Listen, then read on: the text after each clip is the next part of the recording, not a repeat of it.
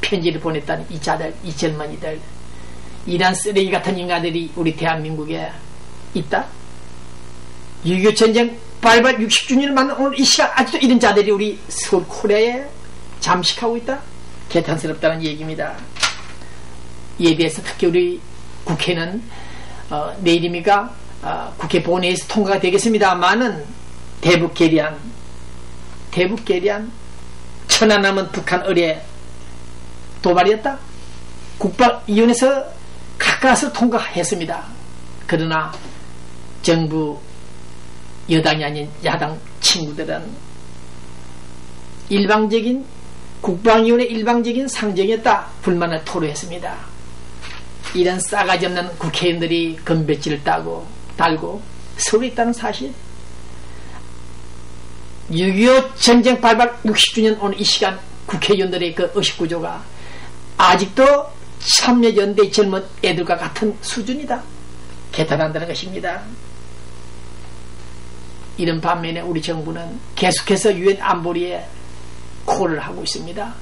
엄격하게 철저하게 대북 계리안을 채택해달라. 강도 높은 최고수의 대북 계리안을 통과시켜달라 콜을 하고 있습니다. 중국, 러시아는 아마 협조를 하지 않겠지만 어쨌든 미국, 일본, 우리 우방들은 계속해서 유엔 안보리가 대북 계리안을 최고 수위로 강도 높게 채택해달라 요구하고 있습니다. 그러나 오늘 중앙일보에서 보도한 뉴스를 볼 때 천안함 피격당하는 그 시간, 우리 합참의장 국방 책임자들은 그 보고 내용을 피격당했다는 보고를 즉각 듣지 못하고 무려 1시간 가까이 뒤늦게 보고를 받았다. 네, 육해공군 협력 강화를 하자 다짐하던 그 시간에, 그 직후에 천안함 피격 사실을, 관련 정보를 무려 49분 만에 받았다. 이러한 행편없는 대한민국 국방부 그 시스템을 볼 때 또 한 번 6.25 전쟁이 발발하지 않고 있다는 사실이 의심스러울 정도다.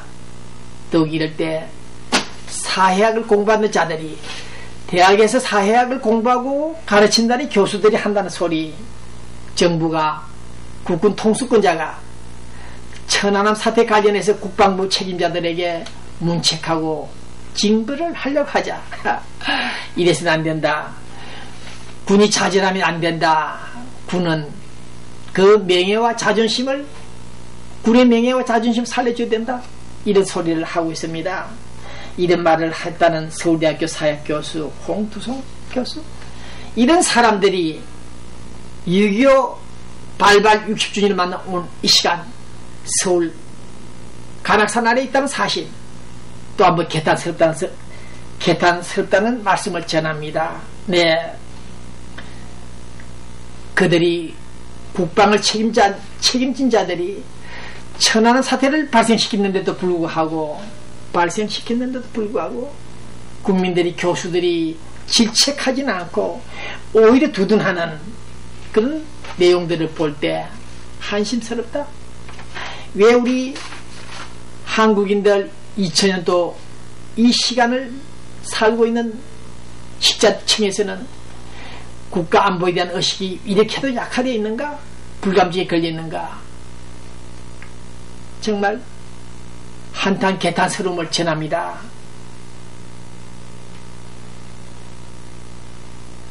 옛날 이스라엘 군들이 로마와 전투를 했을 때 결국 로마군에 패배했죠.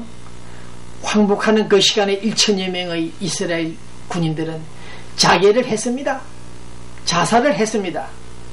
이러한 스토리를 들을 때 우리 국방부 장성들, 천안함 피격 사태를 당하고도 뻔뻔스럽게 눈알을 붉히면서 국민을 바라본 그 태도를 볼 때 잘못된 대한민국 현대사의 주역들 그 일부 국방부 장성들, 당신들은 누군가? 무엇 때문에 가슴에 어깨에 배를 달고 지붕을 휘두르면서 국방부에 있는가? 오늘 본 기자는 여러분들 때문에 6.25 전쟁이 발발했던 사실을 다시 한번 언급하면서 이스라엘 군인들처럼 패전에 대한 책임을 지고 자결하지 못하는 그 국방부 장성들을 향해서 나는 본 기자는 웃고 있습니다. 김정일 세계 최악의 독재자다 이미 공인된 사실입니다만은 오늘 또 미국 외교 전문지에서 보도를 했습니다. 자기는 김정일이라는 자는 프랑스제 꼬냑을 들이키면서 핵개발을 하면서 자기 국민들은 약 300만 명을 굶겨 죽이고 가난에 찌들게 하고 있다. 그래서 우리는 김정일이가 세계 최악의 독재자다. 그렇게 선정했다는 뉴스가 나와 있습니다. 네, 며칠 전 북한 축구 선수팀들이 우승을 했던가요? 패배를 했던가요? 그들이 대참패를 하고 돌아서 나갈 때 선수단 중에 한 사람 선수는 카메라 앞에서 눈을 찌푸리는 불쾌감을 표시하는 그런 얼굴빛을 본 기자가 보았습니다. 그 단순한 1초 상관입니다만은 축구 게임에서 패배하고 퇴장하는 그 선수 한 사람이 인상을 쓰는 표정이 일그러지는 그 모습을 보고 본 기자는 무엇을 생각했느냐? 하늘의 축복을 받는다는 것, 이렇게 행운을 찾는다는 것 자체는 결코 쉬운 일이 아니다. 그것은 하루아침에 이루어지는 것이 아니다.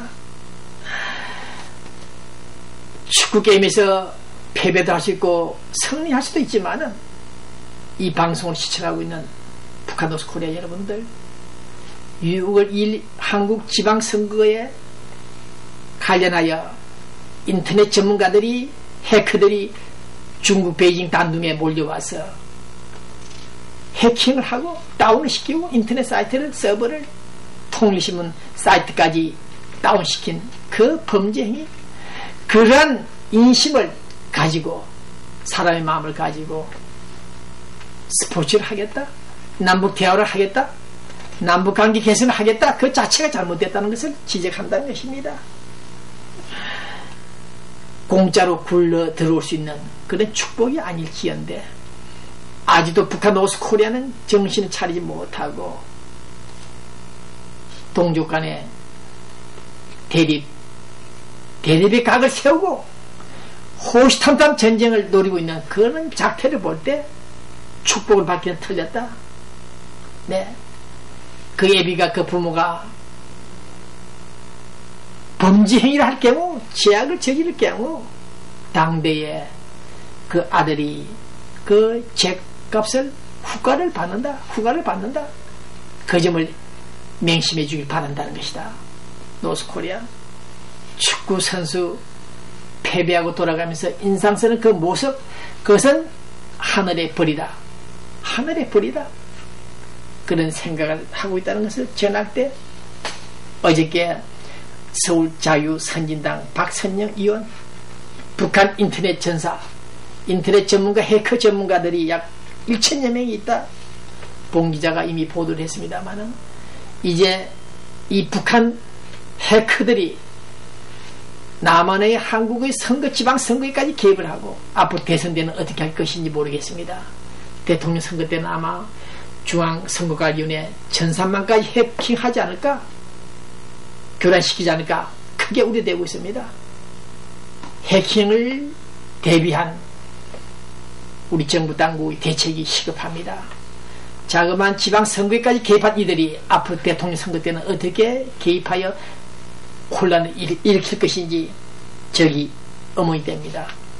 본 기자의 이 인터넷 서버까지 일주일간 없애버린, 다운시켜버린 그 북한의 소행들을 볼 때 우리 정부 당국 다각도로 대북